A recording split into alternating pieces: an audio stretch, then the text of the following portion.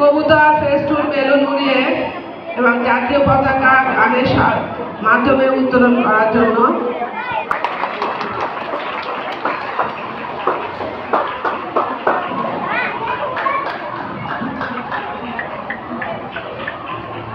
আমাদের ফেস্টুন এবং বেলুন উড়িয়ে দিচ্ছেন আমাদের আজকের অনুষ্ঠানের প্রধান অতিথি জনাব এ.আর খান।